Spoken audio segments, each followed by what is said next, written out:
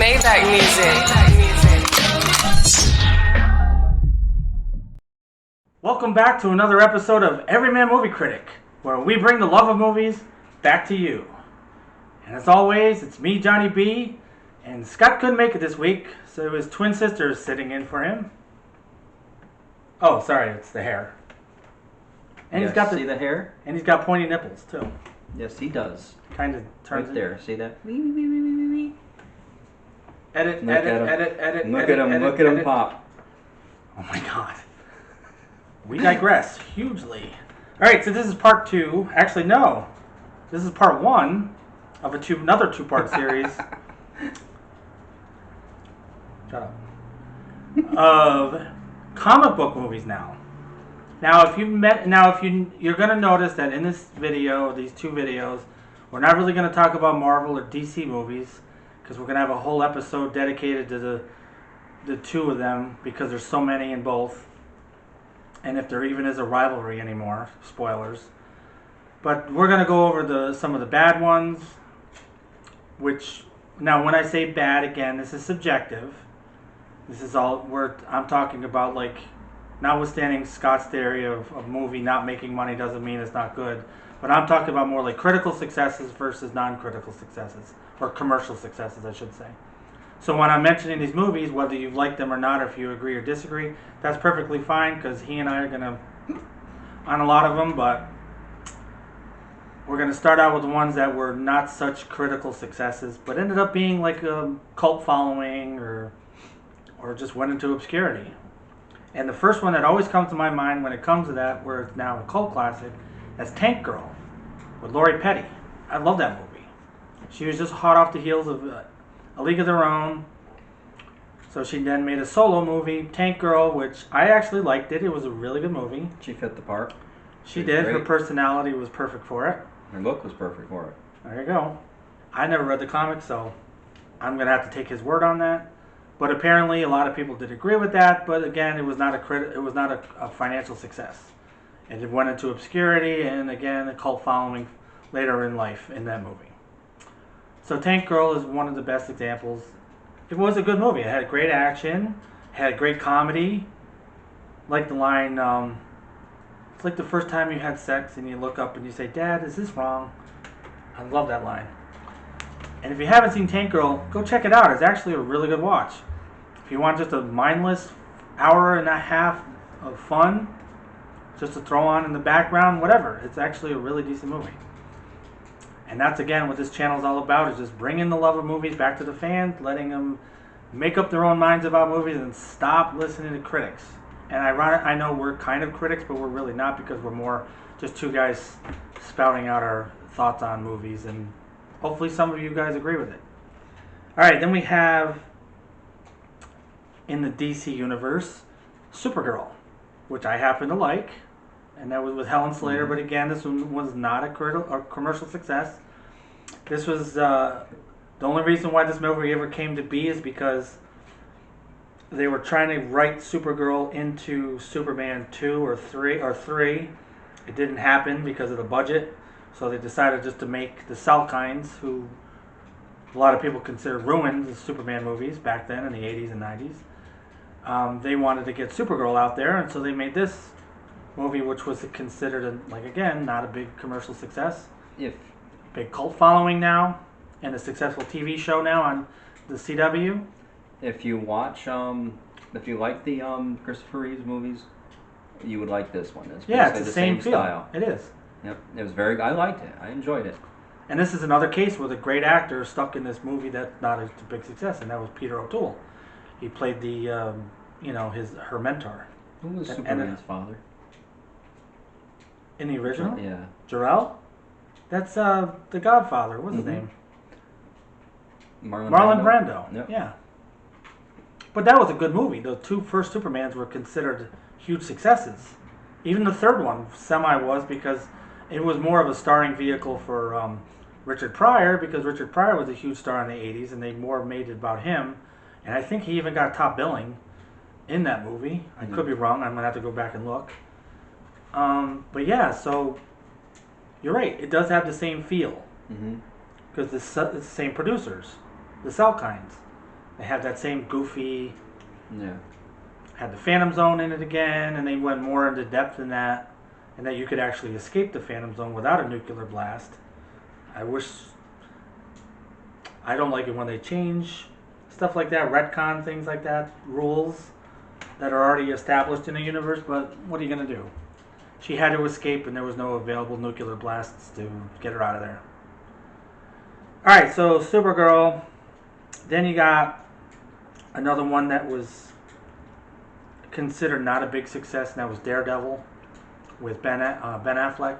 His first soiree into the comic book movies. I love that movie.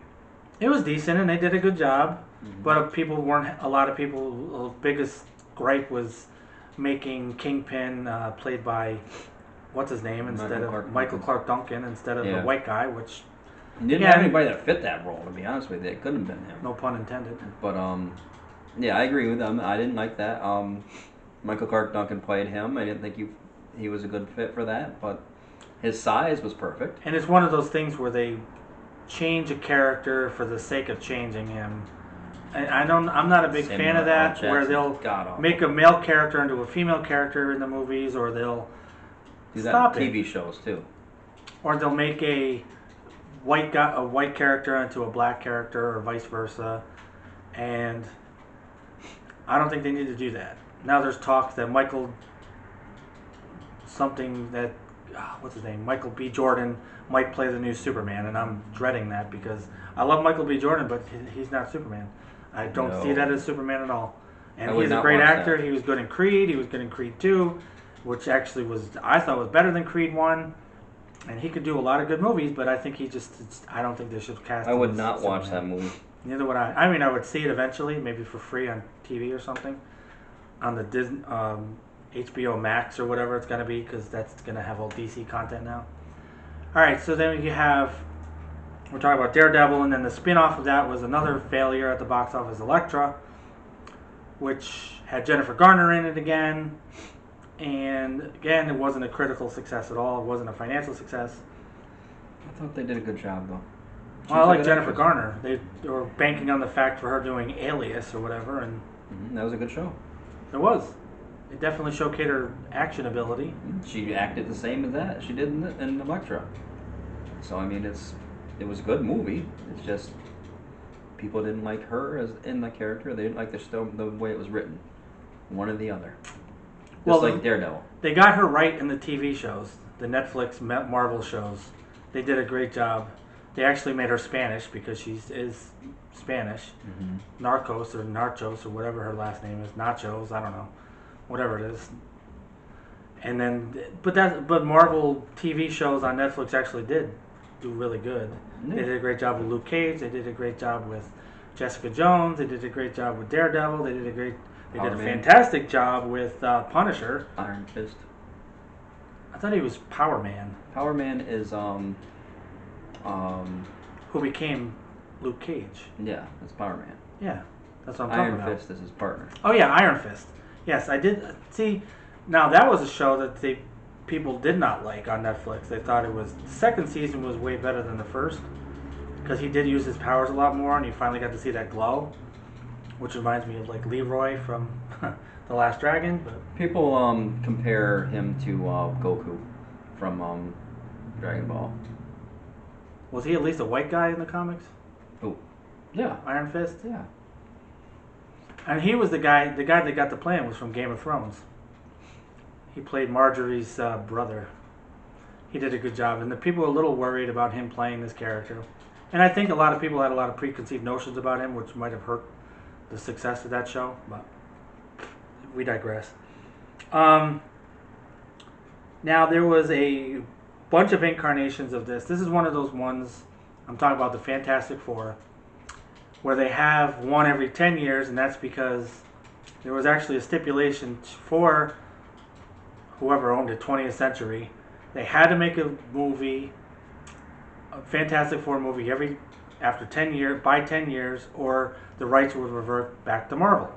So that's why you got the first one, which came out in the 90s, 94, which never made it to the theater. And And those poor people thought they were actually making a movie, and they promoted it, and they went to Comic-Con, and they did everything. And the studio never had any intention of releasing it in the light of day. You could actually get a copy of it at most comic book conventions and stuff nowadays. It was actually a decent movie. It was more true to the comic book than the newer ones that they did with. I imagine it would have been. The mole people were in it, which is more of their goofy, bad guys that they had to fight. Wasn't there like a clock guy or something in the? There might have been. I don't. But I can't remember. But the mole people were in it, and then of course Doctor Doom. Now they're talking about when they're rebooting it now for Marvel, and they're saying that they should not, and I agree with this, use Doctor Doom as the main villain in their first movie. I think he's a bigger bad than that for the MCU, or he could be, because Doctor Doom was one of their more. He's their main guy. Yeah, and I think he could do more threat in the whole MCU than just the Fantastic Four. I mean, they could mention him in there, I think, in the new one when they finally make it. Well, if they make him there and have him fight him, I mean, that would be fine, because, I mean, if you bring him into movies where you're going to bring everybody together, then he'd be in that. But like with Thanos, they left him in the background until the very end of the Infinity Saga, and that was a good idea. Well, instead of making him, he had to fight all their sub bosses first, which was really cool. Doctor Doom runs his own country. Yeah. So I mean, what's the name of it? Latvia. Latvia. But he's so he's got people that he can send out. So I mean, if you have him sending people there, and then maybe at the end they bring. Or they were saying they should just use some of their, like the mole people or something like that. One of their B villains first. It's just, I don't know. I mean, the movie that I saw with even Jessica Alba, that cast was perfect. The Doctor Doom in that was perfect. I liked him from. That's one of TV those cases Charm. where they cast a woman that should be white. Yeah, but I like Jessica Alba wasn't white. She did a good job. She did, but that's one of those. I'm just talking about what fans of the comics said. They were like, "Why is Jessica Alba playing this Miss America?" Basically, is who she was supposed to be. But they did a good job casting that. Yes, I do like what's his name as Johnny Storm. Yes. Chris Evans, who now is Captain America. And now we can segue into that one because they actually made a couple They made some Captain America movies way back when. They were made for TV, and I saw them all on like Fox. They were not like the Punisher and Captain America and Nick Fury. Thor made his debut on the Incredible Hulk TV show. Yeah, and Spider-Man had his own little thing going on. DC did a good job with TV shows back then. They made Wonder Woman, which was a really good show with Linda Carter, and then they also made the Incredible Hulk with Bill Bixby and Lou Ferrigno, and that was awesome.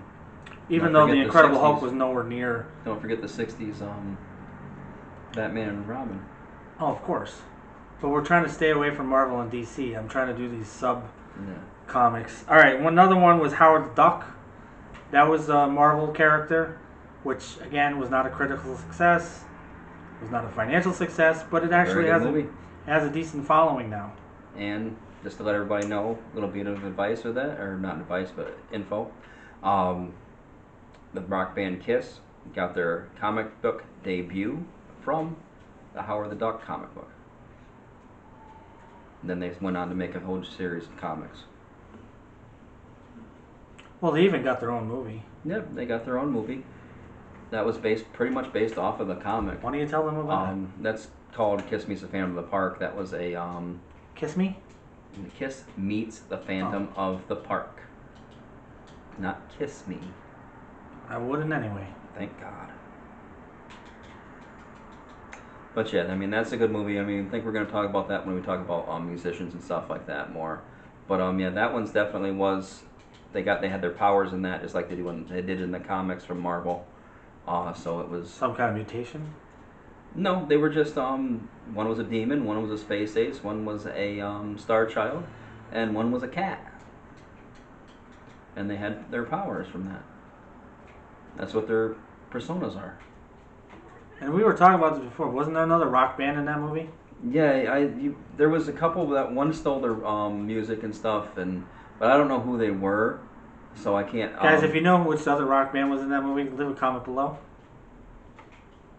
We can definitely look that up at some point. All right, now let's see. There was a few of the similar. The one was actually not a comic book, and I was wrong about this. The Shadow. He was actually just a character from a radio show, but he's a comic book hero, and that's why I put him in there. And the Shadow, and then you have, in comparison with that, was the Phantom, which I think was a comic book. I know that was a Was he a comic book? I don't know if it was a comic book itself, but I know it was a comic strip like Peanuts and that. And Billy Zane was awesome in that as the Shadow, or as the both of them I thought were pretty Phantom. good. I enjoyed those, just like Sin City. Well, we're gonna get to that one in a minute. Yeah. I'm trying to compare the They're very similar. They're both set in the same time period, in the the 50s or whatever, 40s. They're maybe around the Depression. I don't know. And they had the same similar. They had a mask and the whole mysterious persona, and they had the woman, their love interest that they were trying to save, and all that stuff. Judge Dredd is another one that was again not a critical success, not a financial success, and you never take off Judge Dredd's helmet. And that was the big stipulation that Sylvester Stallone made when he said, "I have to show my face because I'm not hiding." Because people are going to pay to see Sylvester Stallone, okay, well then cast somebody else. When Carl Urban played him a few years ago, he left it on the whole entire time. And people knew who it was. We knew it was Carl Urban. I don't know if I didn't think I've seen the second one. The first one I did enjoy with Sylvester Stallone. That was a good movie for me. Oh, you'd like they kept it all like it was a very. I don't know if you've ever seen the movie The Raid. It's a martial arts movie. I can't remember the guy's name that's in it. The new Judge Dredd is very similar to that, where they go into this building complex, where the drug dealer is on the top floor, played by Lena Headey, from Game of Thrones and other things, and she's like the main bad guy, and he's got to make his way up to shut her down and her operation. And again, he left the mask on the entire time, and people loved the hell out of it. It was actually considered, the fans loved it, and not enough people went out to the box office to see it, I suppose. So you're saying that Judge Dredd is kind of like watching a Mandalorian, where you're never supposed to take off your helmet? I don't know if he's never supposed to. It's not, well, with the Mandalorian, it's a religion thing. Yeah. They're never supposed to take off their mask unless it's the person they want to spend the rest of their life with. And the woman or whatever, man that they love. That's what they're supposed to take it off for. But Judge Dredd, it was just part of his character. The mystery of Judge Dredd. And they messed that up with the Sylvester Stallone one. I love Rob Schneider in it. I am the law. I love that line. That's so awesome. Rob Schneider is a good actor. I like him. He's a good comedic actor. He does better when he's in bit parts in other people's movies than he does when he's by himself. He's in The Waterboy. I never saw The Waterboy. Oh, really? I know what it's about. That's a blast. Bobby Boucher. We've already talked about The Waterboy, though, with football movies. Did we? Did No. we mention that? Oh, wait, maybe we didn't, but we did mention it when we talked about Adam Sandler. Bobby Boucher. All right, then you had another one that was, I think it was more of a, I don't know if it was a comic book or it was a graphic novel, but League of Extraordinary Gentlemen, which is actually the movie that made, what's his name, quit acting. Sean Connery. He quit acting because of it. Because of that? Because that's what they're saying. That's what the rumor is, or the because it was so bad. I liked it. It was that bad. I thought it was a some good of movie. the CGI was a little over the top, but We otherwise, just started with that. I did like the movie. I thought it was a great movie. I thought it was a good movie. I never really seen anything of it beforehand, so that was, to me, was the first time I saw it. So. And then the next one in the same vein would be Watchmen, and it's another graphic novel that the guy who created the Watchmen actually said this could never be made into a movie. And Zack Snyder and Terry Gilliam was actually originally supposed to make it, and Terry Gilliam said you can't make this into a movie. And for some reason, Zack Snyder tried to prove him wrong, and it was not a big critical success at all. It was not a financial success. I happen to like it. I liked it too. But something I just read today is that the guy, the Night Owl 2, played by Patrick, whatever his name is, that's an Aquaman, as the Mariner, or not the Mariner, but whatever his name is, the bad Black guy. Mariner. No. Aquaman's brother. Oh. But anyway, they were saying that the original, and the one in the graphic novel, the Night Owl, was like a bumbling idiot almost.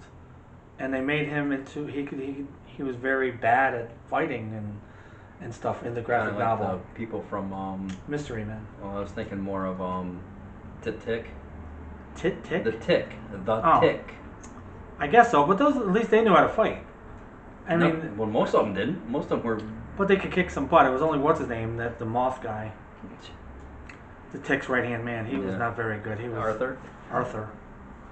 He couldn't fight for a lick. But anyway, so they made in Night Owl 2 in the movie more. They took a lot of liberties with the show or the movie, and I'm glad that they made the Watchmen TV show on HBO because it's a sequel to the movie and the comics, but it's actually really decent. If you haven't watched Watchmen on HBO, check it out because it's actually really good. One of the other ones you wrote down that I forgot about, Conan the Barbarian. That is a comic. That's a Marvel. Is it Marvel? Comic, yep. Yep. Both Marvel. Both him and Red Sonja were Marvel comics. And they basically added him in Red Sonja as Conan. Yeah, but they couldn't did. They say changed Conan. his name, but he was that's because he was in the comics with her a lot. So I mean, they put him in there as a character, but But the first movie was a success, the Conan the Barbarian, and Conan the Destroyer was not a critical success or a financial success. They were actually supposed to make a third one, King Conan, which never happened, unfortunately. They were in talks about it a few years ago. After he couldn't do it when he was the governor of California because you're not supposed to have more exposure or something. Or it's kind of like Kane right now for the mayor of Knoxville. I don't know. You mentioned that before too. I have no idea that he was. But then Red Sonja was definitely not a huge hit. It was trying to get Bridget Nielsen, who just was successful in playing in Rocky 4, and then she was in Cobra, which is another one, They were with like her then husband, Sylvester Stallone. Rocky 4 was before that. I think so. It just seemed like that was older, but It might have I'm been. not disagreeing. I just know that. Yeah. I'm gonna have to check the chronology on that. But Red Sonja was not a critical success. It has a cult following now. Ernie Reyes Decent. Jr. was in it. He played the little martial artist, and he Mhm. was like in the Ninja Turtles movies eventually, which is a comic book. Yeah, But that's one of the better ones, so we're not gonna mention it it's more a right graphic now. novel though too. I think before it became a comic. No, it was a comic. Just a Peter regular Laird comic? and Kevin I thought Eastman. they made like a book of it first. Oh, they made comics. It was a joke actually. They were up late one night, Kevin Eastman and Peter Laird, and you can watch the documentary on Amazon or something. I'm not disputing you. No, I'm just telling the fans, Yeah. our viewers. And they were talking about how like it was late one night, and they tried to come up with the goofiest concept ever for a comic book idea, and then they took the turtle, and they gave him nunchucks and a bandana on his eyes, to cover his eyes, and then they threw it all out, and then the next morning they did it and was like, hey, let's start our own comic. They started their own label, they wrote it themselves, distributed it themselves, and it became a huge hit. I'm curious about one of the latest Batman comic or cartoon movies. I mean. Oh, the is, Batman versus Ninja Turtles. Yeah, I'm curious about that. What that would be like, but. That's one of the more successful, one of the series of the Batman direct-to-DVD Really. incarnations, yeah. But then the Ninja Turtles spawned off 2 sequels back then. Mm-hmm. Then they tried to do another TV show, live-action TV show, that did crap. They made another direct-to-DVD movie where they brought in the female turtle, or whatever, Venus de Milo. Yeah, they made her in the cartoons too.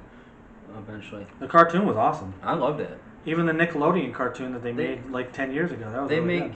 They had a couple that weren't so good. It's the animation, and some of them weren't very good. But yeah, Well, overall, it was late 80s. the ones that I watched as a kid in the '90s were very good. Yes, I do remember it. And the one on Nickelodeon was really good too. The first one.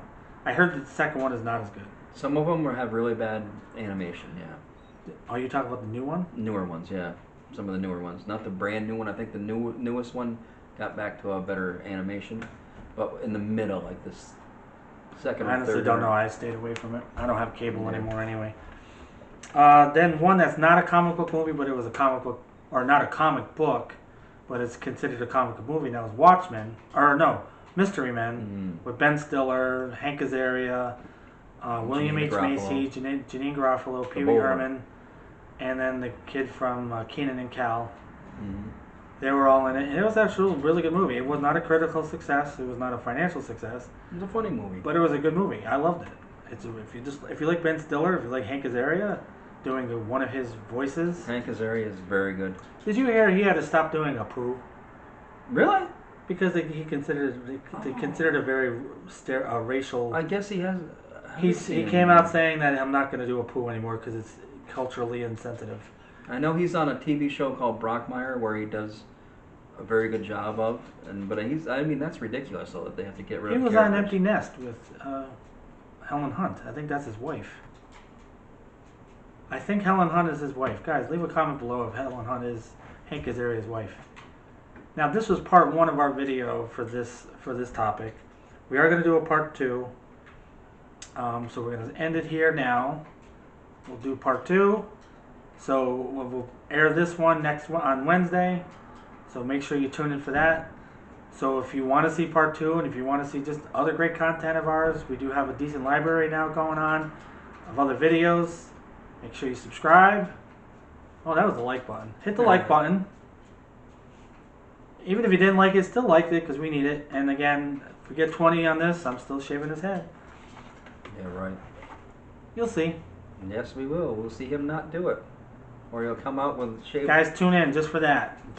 He won't have hands left, guys. That's right. I don't need them anyway. My job, I just have to read. Anyway, so leave a like, comment below, turn on notifications for the new videos coming out. Mostly it's on Sunday, and then if we have a part 2 to anything, we release that on Wednesdays. Off with the wrists. But with that being said, thank you for tuning in, and we'll see you guys soon.